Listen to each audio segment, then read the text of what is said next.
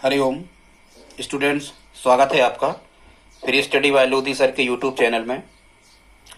छात्रों, आज हम आपको बताने वाले हैं कक्षा 10वीं, चाहे वो सीबीएसई बोर्ड हो चाहे एमपी बोर्ड हो, कक्षा 10वीं में त्रिकोणमिति के बारे में। और जैसा कि आपको पता होगा कि कक्षा 10वीं में एमपी बोर्ड में त्रिकोणमिति से ही 5 अंक की सही जोड़ियां पूछी जाना है। यदि छात्रों इस वीडियो में आप हमारे साथ अंत तक बने रहते हो तो निश्चित रूप से आप यहां से पूरी की पूरी सही जोड़ियां सीख जाओगे कि त्रिकोणमिति की सही जोड़ियां किस प्रकार से बनाई जाती हैं। ये त्रिकोणमिति पर हमारा पार्ट 4 है। इसके पहले हम त्रिकोणमिति पर 3 वीडियो अपलोड कर चुके हैं। आप हमारी प्लेलिस्ट में जाकर के देख सकते हैं। छात्रों, यदि आप हमारे चैनल पर पहली बार विजिट कर रहे हैं तो प्लीज हमारे चैनल को सब्सक्राइब कर लें, साथ में आए बेल आइकन पर भी क्लिक कर दें ताकि नोटिफिकेशन आपको मिलता रहे। आपके घर में यदि छात्रों कोई कंपटीशन एग्जाम की तैयारी भी कर रहे हैं तो उनके लिए भी ये चैनल उपयोगी होने वाला है। उनके लिए भी इस चैनल को सब्सक्राइब करवा दें। हमारी प्लेलिस्ट में आप देख लें, मैथ्स, रीजनिंग, जीके, शिक्षक भर्ती से संबंधित वीडियो अपलोड हमने किए हैं, उनको आप प्लेलिस्ट में जाकर के देख सकते हो। तो आइए प्रारंभ करते हैं। आज हम कक्षा 10वीं की त्रिकोणमिति में 5 अंक की आने वाली सही जोड़ियों को कैसे करना है, किन किन पर बेस्ड सही जोड़ियां होती हैं, तो देख लेते हैं। सबसे पहला जो टाइप हमने इसमें लिया है सही जोड़ियों में से, ये है सर्वसमीकाओं पर आधारित। तो जैसा कि आपको पता होना चाहिए कि त्रिकोणमिति में 3 सर्वसमीकाएं होती हैं। पहली जो सर्वसमीका है ये होती है साइन वर्ग थीटा धन कोस वर्ग थीटा बराबर इसका मान होता है 1। अब ये हो गई हमारी मूल सर्वसमीका। अब यहां से क्या होता है, यहां से कैसे कैसे प्रश्न आपसे पूछे जा सकते हैं, अब हम उनको देख लेते हैं। तो स्टूडेंट्स, यहां से सबसे पहले तो इस एक सर्वसमीका से 2 सर्वसमीकाएं और बनती हैं, हम उनको देख लेते हैं। वो सर्वसमीका क्या बन सकती है, तो ये तो मूल सर्वसमीका हो गई, इसको आप याद रखना, ये प्रथम सर्वसमीका है। ठीक है, हमने सर्वसमीकाओं को ज्यामिति विधि से सिद्ध करने का वीडियो भी अपलोड किया है, आप उसे देख लें, वहां से 4 अंक का प्रश्न आता है। तो पहली सर्वसमीका होती है साइन वर्ग थीटा धन कोस वर्ग थीटा बराबर 1, या इंग्लिश में कहें तो sign square theta plus cos square theta equal 1 होती है। यहां से स्टूडेंट्स, यदि हम साइन स्क्वायर थीटा का मान निकाल रहे होंगे तो आप देखो ये 1 ज्यों का त्यों, और कोस स्क्वायर थीटा का होगा पक्षांतरण, तो कोस स्क्वायर थीटा इस तरफ जाकर काय के होंगे, ऋण के हो जाएंगे। तो एक सर्वसमीका ये भी बन गई कि साइन स्क्वायर थीटा बराबर 1 माइनस कोस स्क्वायर थीटा। इसी से जब हम अगली और दूसरी सर्वसमीका को फाइंड कर रहे होंगे तो दूसरी सर्वसमीका में हम यहाँ से देखो, अभी हमने साइन स्क्वायर थीटा की वैल्यू निकाली, अब हम कोस स्क्वायर थीटा की वैल्यू भी यहाँ से निकाल सकते हैं। तो जब हम कोस स्क्वायर थीटा का मान यहाँ से निकाल रहे होंगे तो यहाँ 1 ज्यों के त्यों, और देखो ये साइन स्क्वायर थीटा यहाँ धन के हैं, ये बराबर किस तरफ आएंगे, जो बराबर किस तरफ उस तरफ जाते हैं उनके चिन्ह पलटते, यही तो पक्षांतरण कहलाता। तो ये काय के हो जाएंगे माइनस के, मतलब साइन स्क्वायर थीटा बराबर 1 माइनस कोस स्क्वायर थीटा और कोस स्क्वायर थीटा बराबर 1 माइनस साइन स्क्वायर थीटा। ये आपसे पूछे जाते हैं। ध्यान रखना, कभी भी एक में से कोस स्क्वायर थीटा घट रहा है तो वहां साइन स्क्वायर थीटा लिख सकते हैं, कभी भी एक में से साइन स्क्वायर थीटा घट रहा है तो वहां हम क्या लिख सकते हैं, कोस स्क्वायर थीटा। ठीक स्टूडेंट्स, ये सर्वसमीकाएं यहीं समाप्त नहीं होती। इसके बाद में और देखो, यदि हम यहां से केवल इस साइन थीटा की वैल्यू निकाल रहे होंगे, यदि हम केवल इस साइन थीटा का मान निकाल रहे होंगे तो देखो यहां से ये वर्ग साइन पे से वर्ग हट गया, देखो ये वर्ग यहां लगा था, यहां नहीं लगाएगा। साइन से वर्ग हटा तो सामने क्या लगता है, वर्गमूल, ये नियम होता है, आप जानते होंगे। तो साइन थीटा केवल की वैल्यू यदि हम निकालें तो √1 माइनस कोस स्क्वायर थीटा होती है, ये भी आपसे पूछा जा सकता है। फिर हम देख लेते हैं इसी प्रकार से यहाँ यदि हम केवल कोस थीटा का मान यहाँ निकाल रहे होंगे, केवल कोस थीटा का मान निकाल रहे होंगे तो यहाँ भी देखो वर्ग लगा था, ये वर्ग हम हटाएंगे तो सामने वाली पूरी संख्या पे वर्गमूल लगेगा, तो पूरी संख्या सामने थी 1 माइनस साइन स्क्वायर थीटा, इस पे क्या लग जाएगा, वर्ग लग जाएगा। तो देखो एक सर्वसमीका से हमने 1 2 3 4 फार्मूला और तैयार कर दिए। तो एक तो आपसे यही पूछा जा सकता है, अगली टाइप के इन्हीं सर्वसमीकाओं पर आधारित अगली टाइप के आपसे किस प्रकार के प्रश्न पूछे जा सकते हैं, इनको हम देख लेते हैं। इसी से कई बार एग्जामिनर ऐसा पूछ लेता है, कहता है साइन स्क्वायर 25 अंश धन कोस स्क्वायर 25 अंश का मान क्या होगा। तो देखो इसी फॉर्मेट में तो लिखा है साइन स्क्वायर थीटा धन कोस स्क्वायर थीटा, भले उनने थीटा की जगह यहाँ क्या लिख दिया 25, तो भी इसकी वैल्यू कितनी होगी 1, या वो कुछ भी रखें, आप तो ध्यान रखना 90 से कम कुछ भी रखें यहाँ थीटा की जगह पे, सबका मान 1 होगा यदि इस फॉर्मेट में आपको लिखे आ गए। या ऐसा लिखा आ गया साइन वर्ग 25 बराबर, तो हम कहेंगे 1 माइनस कोस स्क्वायर 25। थीटा की जगह स्टूडेंट्स वो कुछ भी लिख सकते हैं, ठीक है, 2 थीटा भी लिख सकते हैं, इस टाइप से कहेंगे sine square 2 theta plus cos square 2 theta, तो भी हमें क्या कह देना 1, ये पूरे का मान थीटा है। या अल्फा बीटा थीटा कुछ भी sine square alpha plus cos square alpha, और यहाँ कुछ भी मान लिखे आ जाए साइन वर्ग 20 धन कोस वर्ग 20, तब भी आपको क्या कह देना है स्टूडेंट्स 1 ही कह देना है इसका मान। अब ठीक है, तो हमें लगता है यहाँ से केवल इतने ही क्वेश्चन आने वाले होते हैं सर्वसमीका 1 से। अब हम देख लेते हैं सर्वसमीका जो 2 होती है, सर्वसमीका 2 से किस प्रकार के प्रश्न आपसे पूछे जा सकते हैं। तो स्टूडेंट्स जो सर्वसमीका 2 है, सर्वसमीका 2 होती है 1 धन tan वर्ग थीटा बराबर होता है sec वर्ग थीटा। याद रख लें आप, 1 धन tan वर्ग थीटा बराबर क्या होता है sec वर्ग थीटा। ठीक, कैसे याद रखोगे, 1 धन tan स्क्वायर थीटा बराबर क्या होता है sec स्क्वायर थीटा। ठीक है, और जो तीसरी होती है वो होती है 1 धन cot स्क्वायर थीटा बराबर कोसेक स्क्वायर थीटा। इस प्रकार से कितनी सर्वसमीकाएं होती हैं, 3 सर्वसमीकाएं होती हैं, इनको आप याद कर लें। अब देखो यहाँ पहली बात तो एक सर्वसमीका से फिर हम कितनी 2 सर्वसमीकाएं बना सकते हैं, जैसे हमने अभी आपको बनाना बताया। अब वो कैसे बनेंगी देख लेते हैं। जब आप यहाँ से केवल tan स्क्वायर थीटा का मान निकाल रहे होंगे, जब आप यहाँ से केवल tan स्क्वायर थीटा का मान निकाल रहे होंगे तो यहाँ आ रहा होगा sec वर्ग थीटा, और 1 बराबर किस तरफ धन के हैं, 1 इस तरफ आए तो काय के हो गए ऋण के हो गए दोस्तों। और जब आप यहाँ से केवल 1 का मान निकाल रहे होगे तो 1 बराबर क्या आ रहा होगा sec वर्ग थीटा ऋण tan वर्ग थीटा। समझ गए, पक्षांतरण किया मतलब 1 से 2 और बन गई। अब देखो यहाँ से आपसे ऑप्शन पूछे जा सकते हैं, वो किस टाइप से होने वाले हैं। tan वर्ग थीटा बराबर sec वर्ग थीटा ऋण 1 हो रहा, तो यहाँ हम जब केवल tan थीटा का मान निकाल रहे होंगे तो ये वर्ग यहाँ से हटेगा, तो ये सामने sec स्क्वायर थीटा माइनस 1 पूरे पे क्या लग जाएगा वर्गमूल लग जाएगा, sec स्क्वायर थीटा माइनस 1 पे वर्गमूल लग जाएगा। इसी प्रकार से यहाँ, ठीक है, हालांकि ठीक है यहाँ नहीं लगेगा, 1 पे वर्ग नहीं है, 1 पे वर्ग लगा दो कोई अंतर नहीं पड़ता। तो tan थीटा का मान sec square theta minus 1 root over ये भी यहाँ से हो सकता है। ठीक है, यहाँ भी थीटा की वैल्यू कुछ भी 25 लिख सकते, 1 धन tan वर्ग 25 बराबर, तो आप कह देना sec वर्ग 25। समझ पा रहे हैं, तो ये कौन सी सर्वसमीका थी, ये अपनी दूसरी सर्वसमीका थी। और भी हम अभी आपको करवाने वाले हैं, आप एक एक देखते जाएं। तीसरी जो सर्वसमीका होती है, थर्ड सर्वसमीका पे अब हम चर्चा करते हैं स्टूडेंट्स। इसकी जो तीसरी सर्वसमीका होती है, तीसरी सर्वसमीका ये होती है 1 धन कोट वर्ग थीटा बराबर कोसेक वर्ग थीटा। स्टूडेंट्स तीसरी जो सर्वसमीका होती है ये क्या होती है, 1 धन कोट स्क्वायर थीटा बराबर कोसेक स्क्वायर थीटा। अब आप पहले तो इन तीनों सर्वसमीकाओं को आराम से याद कर लें शांति के साथ, क्योंकि यदि आपको ये तीनों सर्वसमीकाएं याद हो जाती हैं तब आपको ये त्रिकोणमिति बहुत ही आसान हो जाने वाली है। तो या फिर इसको तो हम लॉजिक लगा के याद कर सकते हैं। ये है कोट, तो अपन कह रहे हैं कि कोट कोसेक है, तो समझ जाना कि कोट के साथ कोसेक आना तो tan के साथ सेक आना।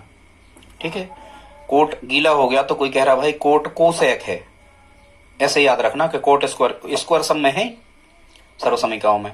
तो 1 धन कोट स्क्वायर थीटा बराबर कोसेक स्क्वायर थीटा, ये मूल सर्वसमीका है कौन सी, तीसरी नंबर की। ठीक है, अब यहां से हम क्या निकाल सकते हैं, यहां से हम कोट स्क्वायर थीटा का मान निकाल सकते हैं स्टूडेंट। जब हम कोट स्क्वायर थीटा निकाल रहे होंगे तो क्या आ रहा होगा कोसेक स्क्वायर थीटा, और 1 का होगा पक्षांतरण तो 1 हो जाएंगे ऋण के। और इसी प्रकार से जब हम यहाँ 1 की वैल्यू फाइंड कर रहे होंगे, 1 का मान निकाल रहे होंगे, तो कोसेक स्क्वायर थीटा जो कि त्यों आ रहा होंगे, कोट स्क्वायर थीटा का हो रहा होगा पक्षांतरण, तो कोट स्क्वायर थीटा काय के हो रहे होंगे माइनस के हो रहे होंगे। समझ पा रहे हैं आप? और यहां से जहां ये वर्ग लगा है कोट स्क्वायर थीटा पे, यदि ये वर्ग हम घटाएंगे तो केवल जब हम कोट थीटा का मान निकाल रहे होंगे तो ये वर्ग हटेगा, तो यहाँ क्या आ जाएगा, वर्गमूल लग जाएगा और यहाँ आ जाएगा कोस स्क्वायर थीटा माइनस 1, मतलब कोट थीटा का मान root over cosec square theta minus 1 भी हो सकता है। तो ये हमारी कौन सी सर्वसमीका थी? तीसरी सर्वसमीका थी। तो स्टूडेंट, सर्वसमीकाओं पर आधारित क्वेश्चन भी आपसे पूछे जा सकते हैं। ठीक है, आगे देखते हैं स्टूडेंट्स, अगले टाइप के क्वेश्चंस को देखते हैं। ये हैं पूरक कोणों पर आधारित, और जैसा कि आप जानते होंगे कि पूरक कोण कैसे निकाले जाते हैं। तो जिन दो कोणों का योग 90 अंश होता है उन्हें एक दूसरे के पूरक कोण कहते हैं, और किसी भी कोण का पूरक कोण निकालने के लिए दिए गए कोण को 90 अंश में से घटाया जाता है। जैसे कभी आपको आ जाए, आप कोई क्वेश्चन आ जाए कि 50 अंश का पूरक कोण क्या होगा, तो आपको कहना है 90 ऋण 50 बराबर 40 अंश होगा 50 अंश का पूरक। ठीक है, पूरक कोण निकालने के लिए दिए गए कोण को 90 अंश में से क्या कर दिया जाता है, घटा दिया जाता है। तो ये जो पूरक कोणों पर आधारित हैं, अभी एमपी बोर्ड में जो सिलेबस चेंज हुआ है उनने ये पूरक कोणों वाला कॉन्सेप्ट हटा दिया है, इसलिए हम उसके ज्यादा क्वेश्चंस आपको नहीं करवा रहे। आगे इसका वीडियो अपलोड हम कर देंगे। अभी हाल जो एग्जाम में आने के चांस हैं 2021 की चर्चा हम कर रहे हैं, आगे तो सभी सनों में आप इसको पढ़ें, हम करवा देंगे। आप कमेंट में हमें लिख के बताएं यदि हम ध्यान भूल जाए तो, ये पूरक कोणों वाले क्वेश्चन करवा देंगे। ठीक है, तो देख लेते हैं। यहाँ आपको कुछ फार्मूला याद करना है। फार्मूला क्या है, दो दो के पेयर में आपको लिख लेना है। साइन 90 ऋण थीटा होता है कोस थीटा, और कोस 90 ऋण थीटा होता है साइन थीटा, मतलब साइन और कोस का पेयर होता है पूरक में। इसी प्रकार से कोसेक 90 ऋण थीटा होता है सेक थीटा, और सेक 90 ऋण थीटा होता है कोसेक थीटा, मतलब कोसेक का होता है सेक। इसी प्रकार देखो, केवल आपको यही याद करना है, और ये तो सर्वसमीका भी साइन और कोस में होती है, एक बार याद करना। इसी प्रकार से टेन और कोट का होता है। टेन 90 ऋण थीटा को लिख सकते हैं हम कोट थीटा, और कोट 90 ऋण थीटा को हम लिख सकते हैं टेन थीटा। तो इस प्रकार से ये पूरक कोणों की सर्वसमीकाएं होती हैं। अब इन पे आपको आज हमारा उद्देश्य विकल्पों का था कि विकल्प यदि चूंकि आना है ये 5 अंक की सही जोड़ियां, इसलिए आज हमारा उद्देश्य यही था। अब हम कुछ वैकल्पिक प्रश्नों को हल कर लेते हैं। जैसे आप देख पा रहे हैं एक क्वेश्चन, सबसे पहले तो ये देखना आप, ये सर्वसमीकाएं कहाँ लगती हैं, जहां दो कोण हमेशा इस प्रकार से लिखे रहे होंगे कि उनका योग 90 हो रहा होगा। देखो 26 और 64 90, 48 और 42 90, 31 और 59 90, 65 और 25 90। ये दिख नहीं रहे आपको, हमने यहाँ लिखे हैं। देखो 31 और 59 90, 65 और 25 90, इनके जोड़ हमेशा कितने आ रहे होंगे, 90 आ रहे होंगे। तो आप समझ जाना कि पूरक कोण के सर्वसमीकाएं ये हैं। यहाँ पूरक कोण से रिलेटिव कॉन्सेप्ट ही हमें यूज करना है। तो सबसे पहले इसको हल करने का तरीका क्या होता है, आप दोनों में से किसी भी एक को बदल दो, हमेशा आंसर सही आता है।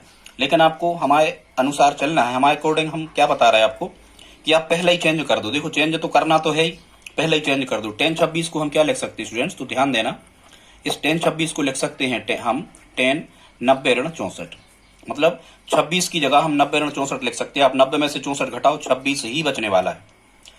तो एक को हमें बदलना है और दूसरे को हमें बदलना नहीं है। समझ पा रहे हैं? बिल्कुल दूसरे को नहीं बदलना। दूसरे को स्टूडेंट्स हमें इसलिए नहीं बदलना क्योंकि हमें थीटा समान बनाना होता है। इस प्रकार के क्वेश्चंस में हमें कोण को समान करना होता है, थीटा एक सा करना होता है। तो यहाँ भी थीटा 64 है और यहाँ भी थीटा 64 है। या हम पूरे प्रश्न को 26 में भी कन्वर्ट कर सकते थे, वो भी गलत नहीं होता। अब हम यहाँ पर अब फार्मूला आपका लग जाएगा कैसे, टेन 90 ऋण थीटा। तो देखो ये लिखा यहाँ फार्मूला, टेन 90 ऋण थीटा कितना होता है, कोट थीटा होता है। और यहाँ थीटा की जगह कितना लिखा है, 64। तो टेन 90 ऋण 64 ये कोट थीटा हो जाएगा, टेन 90 ऋण थीटा कोट थीटा। लेकिन थीटा की जगह कितना लिखा है यहाँ 64, तो ये ऊपर का मान बन जाएगा कोट 64, बटे में ये कोट 64, ये चला ही रहे। अब जब कोट 64 से कोट 64 ऊपर नीचे के कट जाएंगे तो 1/1 बचेगा, मतलब इसका आंसर कितना आ रहा होगा, 1 आ रहा होगा स्टूडेंट। ठीक है, इसी प्रकार से देख लेते हैं। यहाँ कह रहे हैं कोस 48 ऋण साइन 42। सबसे पहले आप ये देखो कि 48 और 42 का योग 90 हो रहा, बिल्कुल हो रहा। और हमने आपको क्या बताया, पहले ही आपको बदल लेना है। तो आप इसको किस प्रकार से बदल रहे होंगे, आप कोस 48 को लिख रहे होंगे कोस 90 ऋण 42। फिर हमने आपको क्या बताया, 90 में से 42 घटाओ, 48 बचेंगे, बिल्कुल। तो 48 की जगह हम ये लिख सकते हैं ऋण, यहाँ क्या लिखा साइन 42। क्या इसको बदलना है, बिल्कुल नहीं बदलना। थीटा हमने दोनों जगह एक सा कर लिया, 42 कर लिया। अब आपको जो हमने सर्वसमीकाएं बताई थी उसमें आप देखो यहाँ लिखा है कोस 90 ऋण 42, कोस 90 ऋण 42। तो देखो कोस 90 ऋण थीटा का फार्मूला हमने आपको बताया था। कोस 90 ऋण थीटा क्या होता है, कोस 90 ऋण थीटा स्टूडेंट क्या होता है, साइन थीटा। कोस 90 ऋण थीटा क्या होता है, साइन थीटा। तो देखो यहां भी हम यही लिखेंगे कि कोस 90 ऋण थीटा कितना होता है, साइन थीटा। ये लिखा कोस 90 ऋण थीटा साइन थीटा, तो यहाँ लिखा है कोस 90 ऋण 42, कुछ नहीं थीटा की जगह यहाँ 42 है, आप थीटा बना लो। तो ये कोस 90 ऋण थीटा कितना हो जाएगा, ये हो जाएगा आपका साइन 42 अंश और माइनस साइन 42 अंश चला ही रहे। तो साइन 42 में से साइन 42 जब घट रहे होंगे तो ये धन के हैं और ये ऋण के हैं, असमान चिन्ह घटते हैं, मतलब ये साइन 42 में साइन 42 घटे तो इसका आंसर कितना आ रहा होगा स्टूडेंट्स, कितना इसका आंसर कितना आ रहा होगा, 0 आ रहा होगा। ठीक है, एक दो क्वेश्चन को हम इसी प्रकार की और देख लेते हैं। यहाँ भी देखो, यहाँ क्या कह रहा है, 31 और 59 का मान, 31 और 59 का मान कितना बनता है, मतलब जोड़ 31 और 59 का जोड़ कितना होता है, 31 और 59 का जोड़ कितना होता है, 90 होता है। मतलब ये पूरा कोण पर आधारित है। और हमने क्या बताया, पहले ही चेंज कर लो, आप कोसेक 31 को क्या लिख सकते हो, इसको आप लिख सकते हो कोसेक 90 ऋण 59, और दूसरे को नहीं बदलना, सेक 59 जो कहते हो चलने दो। अब कोसेक 90 ऋण थीटा कितना होता, देखो फार्मूला, देखो ये लिखा कोसेक 90 ऋण थीटा कितना होता, सेक थीटा, ये आप कॉपी पे नोट कर लें। ठीक, तो कोसेक 90 ऋण थीटा कितना होता है, सेक थीटा। तो स्टूडेंट्स यहाँ हम क्या लिख रहे होंगे, कोसेक 90 ऋण थीटा इतने की जगह लिख रहे होंगे हम सेक थीटा, और थीटा कितना है 59, और ऋण सेक 59, सेक 59 धन के ऋण के कट गए, तो इसका आंसर कितना आ रहा होगा हमारा, 0 अंश आ रहा होगा।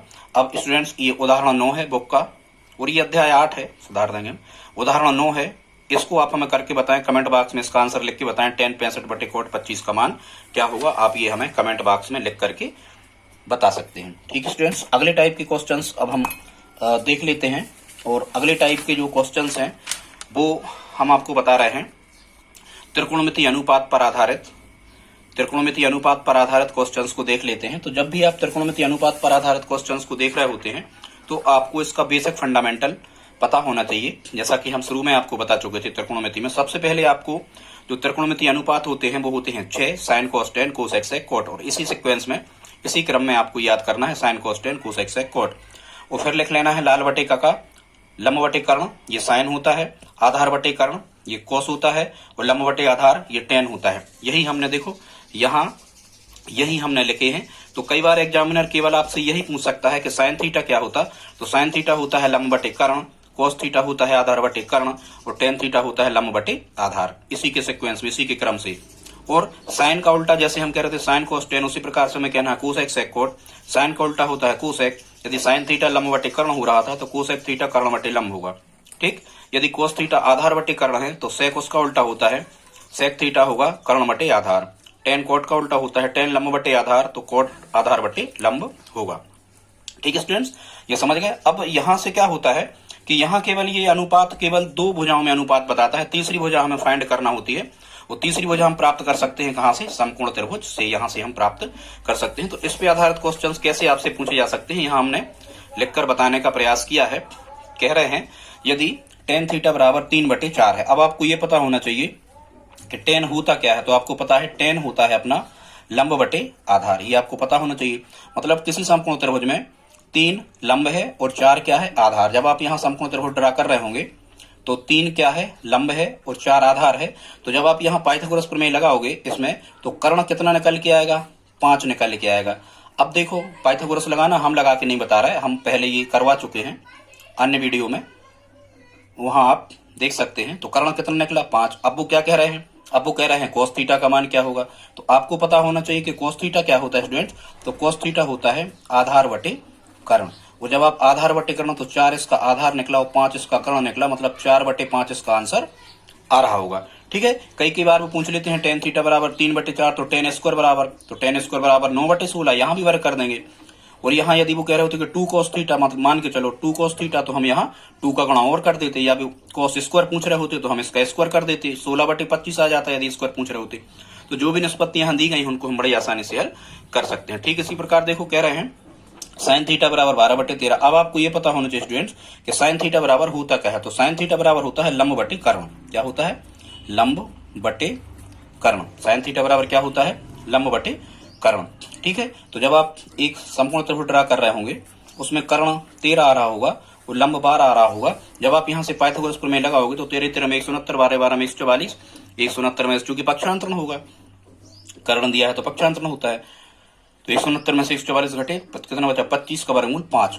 यहाँ आधार कितना आ रहा होगा, 5 आ रहा होगा। अब यदि वो tan थीटा का मान पूछ रहे हैं तो हमारा ये हमें पता होना चाहिए, tan थीटा बराबर क्या होता है, लंब बटे कितना होता है, आधार। तो जब हम यहाँ मान रख रहे होंगे तो लंब कितना आ रहा होगा, 12 बटे आधार कितना आ रहा होगा, 5। मतलब tan थीटा कितना होगा, 12 बटे 5, या tan स्क्वायर होगा तो यहाँ स्क्वायर कर दो, 144 बटे 25 कुछ भी कोट कह रहे होते तो tan पलट दो, 5 बटे 12। इस टाइप से क्वेश्चन भी आपसे विकल्प के रूप में या सही जोड़ियों में आपसे पूछे जा सकते हैं। ठीक है, अब और किस प्रकार के प्रश्न आपसे सही जोड़ियों में पूछे जा सकते हैं ट्रिग्नोमेट्री में, तो ये बनते हैं आपके ऊंचाई दूरी पर आधारित। तो इनको भी हम आपको बता देते हैं कि ऊंचाई और दूरी पर आधारित प्रश्नों को से हम सबसे पहले तो ये 2 नंबर की आपको ऊंचाई और दूरी में ये अवनमन और उन्नयन कोण की परिभाषाएं पूछी जाती हैं दोस्तों। तो देखो, अवनमन और उन्नयन या अवनत और उन्नत कोण क्या कहलाते हैं। अवनमन को हम अवनत भी कहते हैं और उन्नयन को हम उन्नत भी कहते हैं। सबसे पहले आप ये समझ लो, यदि कोई व्यक्ति उन्नति कर रहा है, मान के चलो यदि कोई व्यक्ति क्या कर रहा है, यदि कोई व्यक्ति उन्नति कर रहा है, यदि उन्नति कर रहा है मतलब नीचे से कहां जा रहा है, ऊपर। तो इसी प्रकार से उन्नयन कोण को आपको समझना है। उन्नयन कोण का मतलब होता है कि जब कोई प्रेक्षक नीचे से ऊपर रखी किसी वस्तु को देख रहा होता है। मान के चलो यहाँ ये है, यहाँ कोई टंकी टाइप की, मान के चलो यहाँ कोई टंकी रखी है और प्रेक्षक जो है उसकी आंख यहाँ पर है। यहाँ से वो प्रेक्षक, मान के चलो कोई भी प्रेक्षक यहाँ पर खड़ा हुआ है और यहाँ से वो, यहाँ से कहाँ देख रहा है वो प्रेक्षक, यहाँ से देख रहा है वो प्रेक्षक कहाँ, ऊपर की ओर इस टंकी को। तो ध्यान से सुनना, ये जो उसकी आंख से निकलने वाली रेखा होती स्टूडेंट्स, प्रेक्षक मतलब कोई भी व्यक्ति, उसकी आंख से निकलने वाली रेखा, कभी कभी तो एग्जामिनर केवल यही प्रश्न पूछ लेता है कि प्रेक्षक की आंख से वस्तु को मिलाने वाली रेखा को या आंख से निकलने वाली रेखा को क्या कहते हैं। ठीक है, तो आंख से वस्तु को मिलाने वाली रेखा को हम दृष्टि रेखा कहते हैं। एक चीज समझ गए। और जब आप यहाँ जमीन की समांतर एक रेखा खींच रहे होगे तो ये यहाँ मिला देगी, तो यहाँ बन जाता है 90 अंश का कोण और तीर का निशान लग जाता है ऊपर की ओर, क्योंकि प्रेक्षक कहाँ देख रहा था, ऊपर की ओर देख रहा था। तो हम एक तीर का सिंबल भी यहाँ पर लगा सकते हैं। तो ये वाला कोण कहलाता है उन्नयन कोण। मतलब केवल हमें उन्नयन कोण किन 2 रेखाओं के बीच में बनता है। तो ध्यान से सुनना, ये जो पृथ्वी की समांतर रेखा होती है या आंख से निकलने वाली जो क्षैतिज रेखा होती है जमीन के समांतर, उसे हम कहते हैं क्षैतिज रेखा। आंख से जमीन के समांतर जो रेखा होती है उसे हम कहते हैं क्या स्टूडेंट्स, क्षैतिज रेखा। तो एक चीज आप समझ जाना कि जब कोई प्रेक्षक नीचे से ऊपर की ओर देख रहा होता है तो दृष्टि रेखा और क्षैतिज रेखा के बीच बने कोण को क्या कहते हैं, उन्नयन कोण कहते हैं। यदि हम यहाँ कोई भी नाम दे दें A B C इस टाइप से, तो यहाँ कोण A C B, देखो A C बीच में आ रहा, थीटा यहाँ बना तो C बीच में आना चाहिए। ACB बराबर क्या हो गया, थीटा हो गया। और इसे हम क्या कहेंगे, ACB, C बीच में आ रहा, हाँ बिल्कुल आ रहा। इसे हम क्या कहेंगे दोस्तों, इसे हम कहेंगे उन्नत कोण या उन्नयन कोण। शायद आप समझ गए होंगे। और एक चीज और ध्यान से सुनना, चाहे अवनमन कोण हो चाहे उन्नयन कोण हो, ये हमेशा न्यून कोण ही होता है। ध्यान से सुने, अवनमन पूछा जाता है एग्जाम में, इंपोर्टेंट फैक्ट, अवनमन कोण और उन्नयन कोण दोनों के मान हमेशा कैसे होते हैं, न्यून कोण ही होते हैं। ठीक है, क्योंकि एक समकोण त्रिभुज में एक ही समकोण बनता है और समकोण बनना ही चाहिए। तो आप समझ गए। अब उन्नयन कोण की परिभाषा कैसे लिखोगे, बिल्कुल जो हमने बताया उसी प्रकार से कि जब कोई प्रेक्षक, जब कोई वस्तु हमारी आंख से ऊपर की ओर स्थित होती है तो दृष्टि रेखा व क्षैतिज रेखा के बीच बने कोण को उन्नयन कोण कहते हैं। ऐसा आप चित्र बना देना और लिख देना, कोण ACB बराबर थीटा उन्नयन या उन्नत कोण है। ठीक है, समझ गए।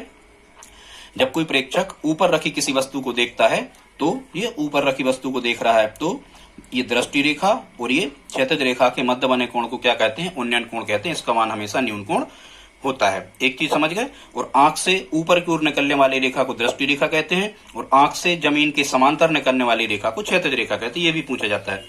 अब देख लेते हैं अवनमन कोण को। जब कोई व्यक्ति अवनति कर रहा होता है, अवनति मतलब कहना चाहिए उसका डेमोशन हो रहा होता है, वो तरक्की नहीं कर पा रहा होता है, तो अवनमन कोण में हमें क्या करना है, केवल अवनमन कोण में स्टूडेंट्स केवल हमें ये करना है कि जो प्रेक्षक होगा, कोई भी व्यक्ति, कोई भी जो कहना चाहिए जो पर्सन होगा, वो कहाँ होगा, वो ऊपर होगा और वो जमीन पर रखी नीचे किसी वस्तु को देख रहा होगा। यहाँ मान के चलो कोई हम टंकी रख दें तो वो ऊपर से कहाँ देख रहा है, नीचे को।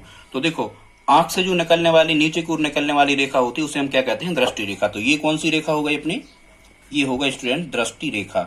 लेकिन ध्यान देना, अवनमन कोण में व्यक्ति ऊपर से नीचे की ओर देख रहा होता है। और ये यदि हम यहाँ से एक लंब डाल दें, और यहां से यदि हम इसको मिला दें तो ये हो गई क्षैतिज रेखा। ये क्या हो गई? ये क्षैतिज रेखा कहलाती है। लेकिन चूंकि व्यक्ति कहाँ ऊपर स्थित है, यदि व्यक्ति ऊपर स्थित है तो क्षैतिज रेखा जमीन के समांतर यहां से निकलेगी इस टाइप से। ठीक है, यदि यहां से निकलेगी तो जो उन्नयन कोण बनेगा थीटा वो इस स्थान पर बनेगा। देखो, क्योंकि हम परिभाषा में कैसी कह रहे हैं, क्षैतिज रेखा, चूंकि व्यक्ति तो ऊपर स्थित है तो क्षैतिज रेखा भी यहीं से निकलेगी। तो ये हो गई आंख से निकलने वाली दृष्टि रेखा और ये हो गई जमीन के समांतर क्षैतिज रेखा। ठीक, यहां कोई भी हम कोण लिख सकते हैं, नाम ए बी सी। ठीक है, तो आप कैसा कहोगे कि जब कोई प्रेक्षक या जब कोई व्यक्ति ऊपर से नीचे की ओर देखता है, ऊपर से कहां देखता है, ऊपर से नीचे की ओर देखता है, तो क्षैतिज रेखा और दृष्टि रेखा के बीच बने कोण को हम क्या कहते हैं? अवनमन कोण या अवनत कोण कहते हैं। क्योंकि स्टूडेंट्स ये वाली रेखा समांतर है और ये समांतर है, इसको ये तिरछी रेखा काट रही है, तो एकांतरंतर कोण कहलाते हैं ये वाला और ये वाला। तो जब दो रेखाएं समांतर होती हैं तो एकांतरंतर कोण बराबर होते हैं, तो ये थीटा यहां ना बन के यहां बन जाता है।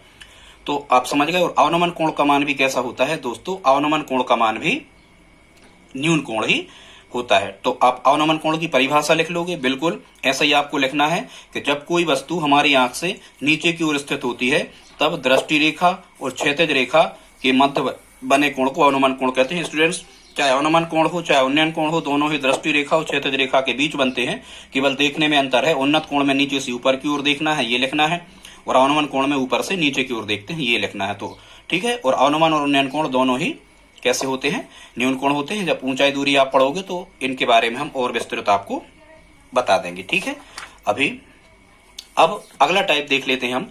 त्रिकोणमिति सारणी पर आधारित क्वेश्चंस भी आपसे पूछे जा सकते हैं। तो त्रिकोणमिति सारणी पर आधारित मुख्यतः त्रिकोणमिति सारणी पर आधारित, ये देखो हमने त्रिकोणमिति सारणी वाला वीडियो भी अपलोड किया है। ये है त्रिकोणमिति सारणी, आप 0 से 90 अंश तक की ये इस त्रिकोणमिति सारणी को आप बनाना सीख लें। यहां से प्रश्न बनते हैं। तो मुख्यतः कौन कौन से प्रश्न बनते हैं इसी में हम आपको बता दे रहे, अलग से नहीं बता रहे। यहां से स्टूडेंट्स त्रिकोणमिति सारणी में से आपसे सामान्यतः केवल 4-5 चीजें पूछी जाती हैं। ठीक है, कितनी चीजें पूछी जाती हैं? केवल यहां से 5 चीजें पूछी जाती हैं। सबसे पहले तो वो क्या पूछ लेते हैं, हाँ एक चीज और जो अभी हमने आपको अवनमन और उन्नयन कोण के बारे में बताया है, उसमें एक चीज और आप ध्यान से सुन लो। कई बार एग्जामिनर पूछ लेता है कि किसी समय एक ये व्यक्ति है, ये व्यक्ति की ऊंचाई और उसकी छाया हमेशा क्षैतिज होती है। किसी व्यक्ति की छाया और ऊंचाई के मान कैसे हैं? बराबर हैं। व्यक्ति की या बांस की या वृक्ष की या मीनार की, कुछ भी, यदि छाया और ऊंचाई के मान बराबर होते हैं तो पूछ लेते हैं कि थीटा या उन्नयन कोण का मान क्या होता है। तो ध्यान रखना, उन्नयन कोण का मान 45 अंश होता है। हमेशा याद रखो, यदि कभी उन्होंने क्वेश्चन कर दिया कि किसी व्यक्ति की छाया और ऊंचाई बराबर है तो उस समय सूर्य का उन्नयन कोण क्या होगा? तो 45 अंश होगा। याद रखना, ठीक है। बराबर, कभी भी बराबर शब्द आ जाए आपको त्रिकोणमिति में तो 45 अंश आपको ऑप्शन में कहना है। ये हल भी किया जा सकता है, खैर हल अभी नहीं करके बता रहे, बाद में हम बताएंगे। अब हम आपको बता रहे हैं कि त्रिकोणमिति सारणी में मुख्यतः कौन कौन से मान पूछे जाते हैं। तो इतने मान इंपोर्टेंट हैं। एक तो आपसे साइन 0 का पूछा जा सकता है, तो इसको आप याद कर ले, साइन 0 होता है 0 अंश। फिर आपसे tan 30 पूछा जाता है, तो tan 30 होता है 1/√3। फिर आपसे पूछा जा सकता है tan 60 अंश, tan 60 होता है वर्गमूल 3 अंश। और फिर पूछा जाता है tan 45 होता है 1।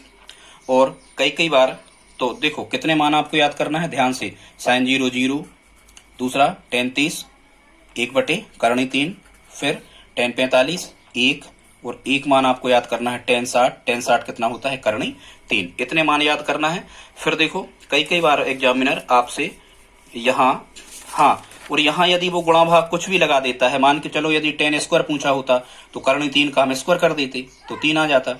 ठीक है, इसका स्क्वायर पूछा होता tan स्क्वायर 30 तो इसका स्क्वायर कर देते, कुछ भी, या 2 tan कहें तो हम, यदि यहाँ वो 2 लिख रहे होते तो हम भी यहाँ 2 का गुणा कर देते। जो भी संक्रियाएं हैं वो हम लगाते जाते हैं। ठीक है, और त्रिकोणमिति सारणी में तो कितने मान हो गए? 1 2 3 4 फैक्ट हो गए। इनको आप याद कर लें, नोट्स बनाएं, कॉपी में इनको आप लिखते जाए। और त्रिकोणमिति सारणी में क्या पूछा जाता है, एक क्वेश्चन और आप ध्यान से समझ लो। त्रिकोणमिति सारणी में स्टूडेंट्स ये पूछा जाता है, इस फैक्ट को देखो आप, इस लाइन को, ये वाली जो लाइन है, इतने को केवल देखना ये पूछा जाता है कि साइन मतलब थीटा के किस मान के लिए, ध्यान से सुनना, थीटा के किस मान के लिए साइन थीटा और कोस थीटा के मान बराबर होते हैं। माने वो ऐसा कह देते हैं कि थीटा के किस मान के लिए साइन थीटा बराबर कोस थीटा होगा, साइन थीटा बराबर कोस थीटा होगा।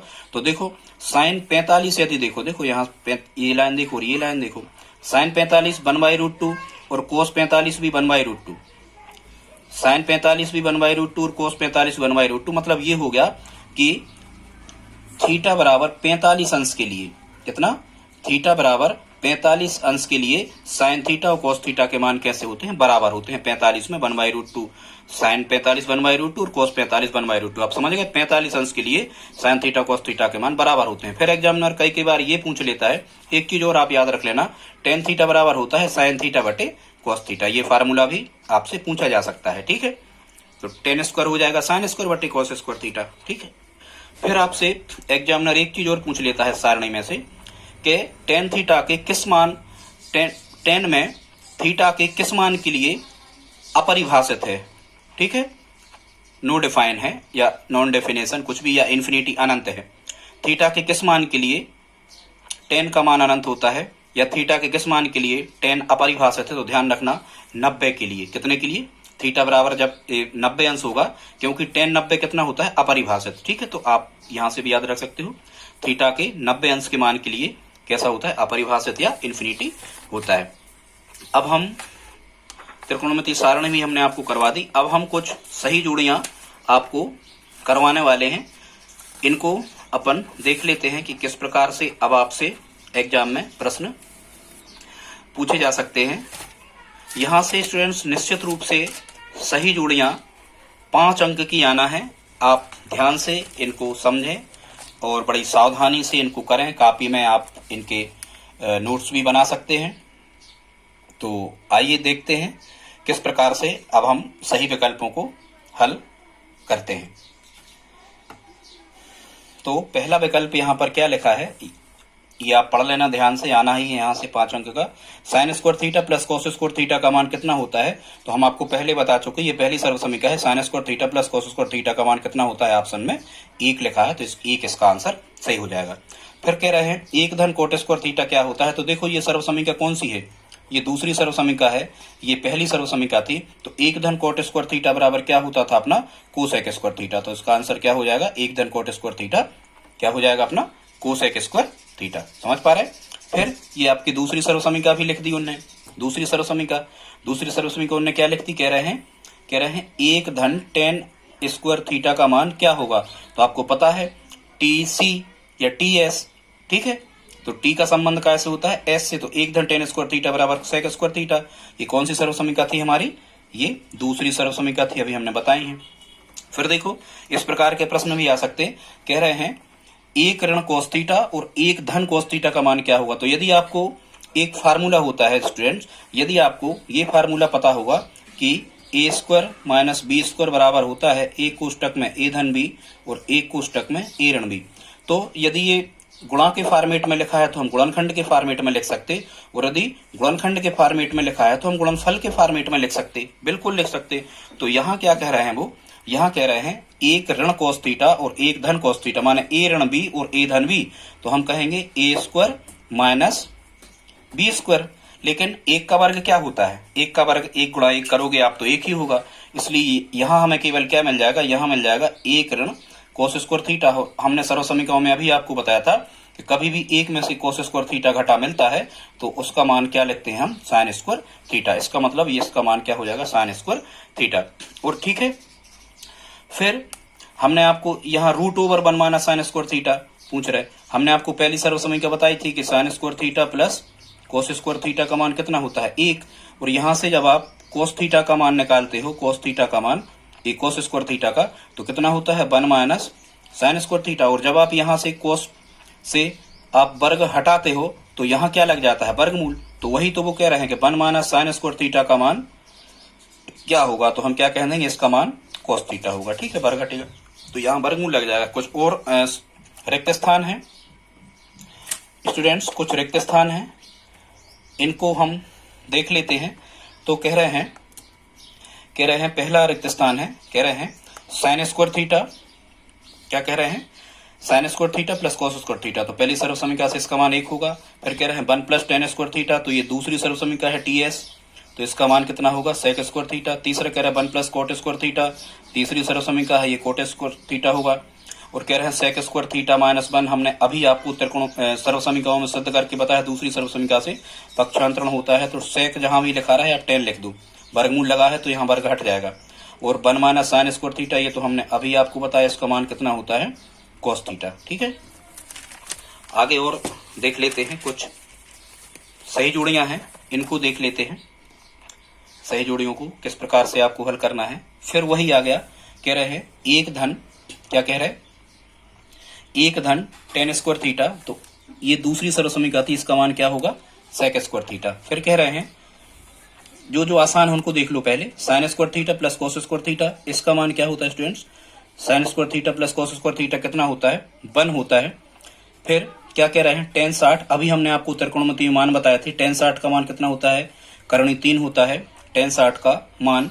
फिर यहाँ क्या लिखा है सेक थीटा, जैसा कि आप जानते हो सेक काय का उल्टा होता है, सेक कोस का उल्टा होता है। सेक थीटा को हम क्या लिख सकते हैं 1/कोस, और कोस को 1/सेक। ठीक है, ये लिखा है 9 sec square theta minus 9 tan square theta. यदि हम इसे सिंप्लीफाई करें 9 कॉमन ले लें तो यहाँ मिल जाएगा sec square theta minus tan square theta. और जैसा कि आपको पता है दूसरी सर्व समीकरण से sec square theta minus tan square theta का मान 1 होता है, 9 का 1 में जब हम गुणा कर रहे होंगे तो इसका मान कितना आ रहा होगा 9 एकम 9 आ रहा होगा। ठीक है, फिर कह रहे हैं सत्य और सत्य असत्य लिखने का कह रहे हैं, तो sign square theta plus cos square theta ये तो 1 होता है, लेकिन वो कह रहे हैं कि ऋण 1, मतलब ये गलत है।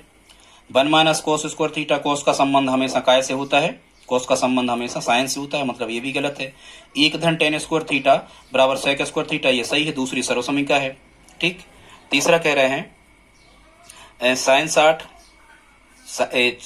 चौथा है साइन 60 धन कोस 60।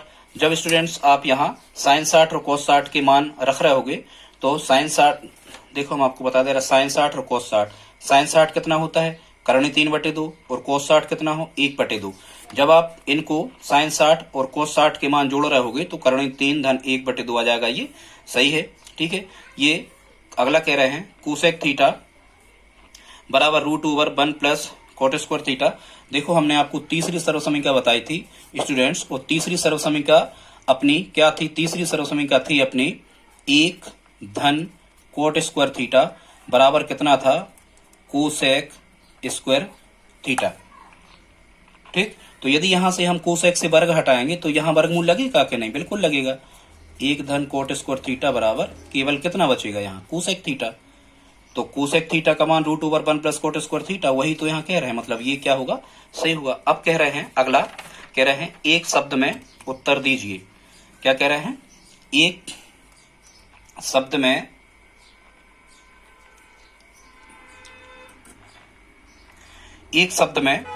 उत्तर दीजिए। Sign square theta plus cos square theta, तो ये पहली सर्व समीकरण है, इसका मान 1 होगा। 1 प्लस टेन स्क्वायर थीटा, तो 1 प्लस टेन स्क्वायर थीटा ये दूसरी सर्व समीकरण है, इसका मान सेक स्क्वायर थीटा होता। तीसरा कह रहा है 1 प्लस कोट स्क्वायर थीटा, ये तीसरी सर्व समीकरण है, इसका मान क्या होता है स्टूडेंट्स कोसेक स्क्वायर थीटा। अगला क्या कह रहा है 1 minus sign square theta, 1 minus sign square theta पहली सर्व समीकरण से कोस square theta, 1 minus cos square theta कितना होता है साइन स्क्वायर थीटा। कभी भी एक में से साइन स्क्वायर थीटा घट रहा तो कोस स्क्वायर थीटा लिखो, एक में से कोस स्क्वायर थीटा घट रहा तो साइन स्क्वायर थीटा लिखो। ठीक है, अगला क्या कह रहा है 1 धन टेन वर्ग थीटा बटे 1 धन कोट वर्ग थीटा। तो देखो 1 धन टेन वर्ग थीटा यहां हम आपको हल करके बता दे रहे, कह रहे हैं क्वेश्चन है 1 धन टेन वर्ग थीटा बटे 1 धन कोट वर्ग थीटा। तो जब सर्व समीकरण हमें याद है 1 धन टेन वर्ग थीटा ये दूसरी सर्व समीकरण है, इसका मान होता था सेक वर्ग थीटा, और 1 धन कोट वर्ग थीटा ये तीसरी सर्व समीकरण है, इसका मान होता था कोसेक वर्ग थीटा। अब सेक को क्या लिख सकते हैं हम, सेक काय का उल्टा होता है स्टूडेंट्स, सेक काय का उल्टा होता है आपको पता है, सेक होता है कोस का उल्टा, मतलब सेक वर्ग की जगह हम क्या लिख सकते 1 बटे कोस वर्ग थीटा, और कोसेक काय का उल्टा होता है आपको पता साइन का, इसकी जगह लिख सकते 1 बटे साइन वर्ग थीटा। और जब हम इसे आगे हल कर रहे होंगे तो ये है क्या भाग, तो 1 बटे कोस वर्ग थीटा ज्यों का त्यों और भाग का हुआ गुणा, तो ये साइन वर्ग थीटा पहुंचे ऊपर और एक आ गया नीचे। जब भाग का गुणा होता है तो ये संख्या पलटती है, 1 बटे साइन वर्ग के साइन वर्ग बटे 1। ठीक है, तो अब हम ऊपर ऊपर गुणा कर रहे होंगे, नीचे नीचे, तो साइन वर्ग थीटा यहाँ आ रहा होगा बटे यहाँ क्या आ रहा होगा, कोस वर्ग थीटा। और आपको पता है साइन वर्ग थीटा बटे कोस वर्ग थीटा का मान क्या होता है, टेन वर्ग थीटा। मतलब इस जो हम ये छठवां हल कर रहे थे, इस छठवां का मान क्या आ रहा होगा, अपना छठवां का मान आ रहा होगा टेन वर्ग थीटा। समझ पाए आप? ठीक, इसी प्रकार से हम अन्य सही जोड़ियों को और देख लेते हैं। यदि किसी स्थान पर दी गई हैं तो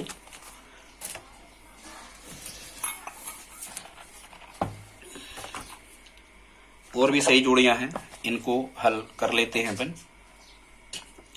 क्या कह रहे हैं, फिर वही sine square theta plus cos square theta, इसका मान क्या होता है, एक होता है पहली सर्व समीका, 1 माइनस root over cos square theta. तो ये क्या होता है, sine theta. 1 plus cot square theta कौन सी सर्व समीका है, तीसरी। ये होता है क्या, कोसेक स्क्वायर थीटा। क्या होता है ये, कोसेक स्क्वायर थीटा। फिर tan 45 अभी हमने बताया था, tan 45 एक होता है 1 बटे कोट, कोट tan का उल्टा होता है तो 1 बटे कोट tan, tan 1 बटे कोट, कोट 1 बटे tan, कुछ भी माने 1 बटे कोट tan और 1 बटे tan कोट। अब साइन थीटा बटे कॉस थीटा कितना होता है, tan थीटा होता है। ये तो बहुत इंपॉर्टेंट फैक्ट है। फिर क्या कह रहे हैं, तो साइन बटे कोस यदि tan होता है तो कोस बटे साइन क्या होगा स्टूडेंट्स, ये होगा कोट। क्या होगा ये होगा अपना क्या, कोट। साइन बटे कोस tan, तो कोस बटे साइन क्या होगा, कोस बटे साइन होगा क्या, कोट। समझ पा रहा है, बिल्कुल। इसी प्रकार से हम आगे देख लेते हैं। अगला कह रहे हैं, ये तो पूरक कोण वाले हैं सभी के सभी। साइन 90 थीटा कितना होता, कोस थीटा। कोस 90 थीटा क्या होता, साइन थीटा। tan का कोट हो जाता tan 90 थीटा। अगला कह रहा है tan 90 थीटा क्या होता, कोट थीटा। कोट 90 थीटा कितना होता, tan थीटा। सेक 90 थीटा, सेक 90 थीटा कितना होता, कोसेक थीटा। फिर कह रहे हैं कोसेक 90 थीटा, तो कोसेक 90 थीटा कितना होता, कोसेक। अगला कह रहे हैं कोसेक 90 थीटा, तो कोसेक 90 थीटा कितना होता है, कोसेक 90 थीटा होता है स्टूडेंट सेक थीटा। फिर ये साइन वर्ग 20 धन कोस वर्ग 20, मतलब साइन वर्ग थीटा धन कोस वर्ग थीटा ही कह रहा है पहली सर्व समीका। थीटा की जगह कुछ भी रखो, यहाँ एक आएगा। साइन वर्ग 40 धन कोस वर्ग 40, यही पहली सर्व समीका है, इसका मान भी कितना होगा, एक ही होगा स्टूडेंट्स। आगे देख लेते हैं। अगला जो क्वेश्चन है, कह रहे 1 बटे कोसेक स्क्वायर थीटा प्लस 1 बटे सेक स्क्वायर थीटा। तो देखो कोसेक का उल्टा होता, कोसेक होता है साइन का उल्टा, मतलब 1 बटे कोसेक स्क्वायर को हम क्या लिख सकते, साइन स्क्वायर थीटा धन 1 बटे सेक स्क्वायर को क्या लिख सकते हम, कोस स्क्वायर थीटा। तो sign square theta plus cos square theta कितना होता है, ये 1 ही होता है पहली सर्व समीका से, तो इसका मान क्या हो जाएगा, 1 हो जाएगा। ठीक है, इन कुछ इंपोर्टेंट रिक्त स्थान को देख लेते हैं। साइन वर्ग थीटा धन कोस वर्ग थीटा पहली सर्व समीका है, 1 होगा। 1 धन tan वर्ग थीटा दूसरी सर्व समीका है, कितना होगा, 1 धन tan वर्ग थीटा सेक स्क्वायर थीटा होगा। 1 धन coat square theta cosec square theta होगा। कोसेक 90 थीटा कितना होता है, सेक थीटा। ठीक, अब ये रिक्त स्थान आप भर के देख लेना, बता चुके हम कुछ सही जोड़ियां, और हम यहाँ आपको दे रहे हैं, वीडियो लंबा खिंच रहा है इसलिए आप देखते जाएं इनको। ये वाली तो पूरक कोणों पे आधारित हैं, पूरक कोणों के हम आपको बता ही चुके हैं, पूरक कोणों में कैसे हल करना है। ठीक,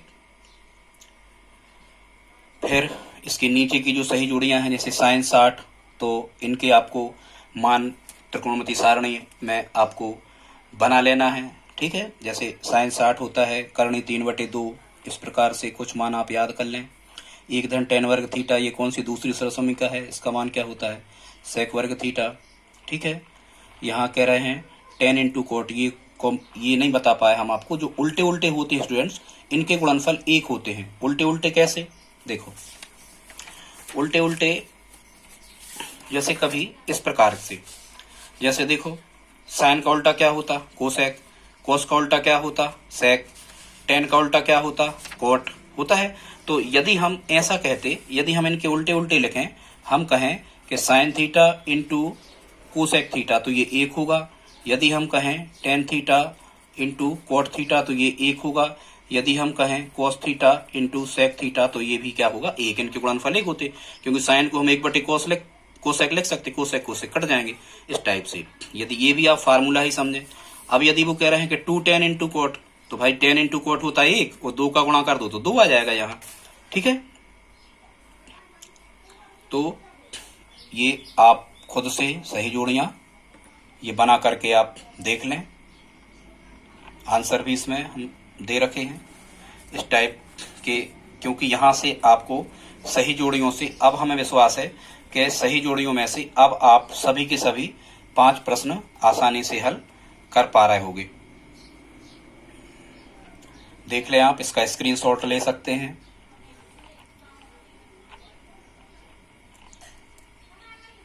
ये सत्य सत्य के फॉर्मेट में भी देख लें, एक शब्द या एक वाक्य में उत्तर भी। यदि आपने हमारे सभी वीडियो को अच्छे से देखा है तो निश्चित रूप से आप यहाँ से आने वाली सही जोड़ियां या अन्य सभी प्रकार के प्रश्नों को बड़ी आसानी से आप हल कर पा रहे होंगे। इनके आप स्क्रीनशॉट ले सकते हैं। ये आप तैयार करें स्टूडेंट्स इनको। यदि आज का वीडियो आपको अच्छा लगा हो तो प्लीज़ हमारे चैनल को लाइक शेयर और सब्सक्राइब करें। दोस्तों, स्टूडेंट के साथ शेयर जरूर करें। धन्यवाद।